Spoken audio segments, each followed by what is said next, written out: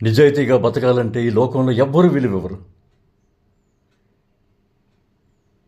ఈ లోకంలో ఏదైనా గెలవాలంటే ఏదైనా చేయాలి.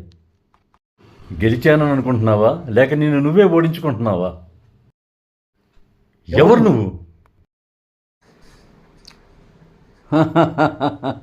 నేనే నువ్వు, నువ్వే నేను. చాలా కాలం క్రితం నన్ను మౌనంగా ఉంచేసిన నీ మనసాక్షిని ఇప్పుడు ఏం చెప్పుదాం అనుకుంటున్నావు?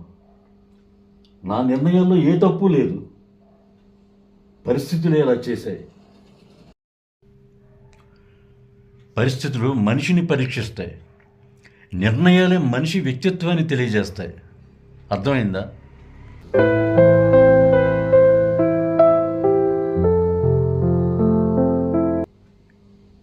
నిజమా? ఇప్పుడు మారగలనా? ఆలస్యమైపోయిందా? పశ్చాత్తాపం మొదలైనప్పుడే కొత్త జీవితం మొదలవుతుంది.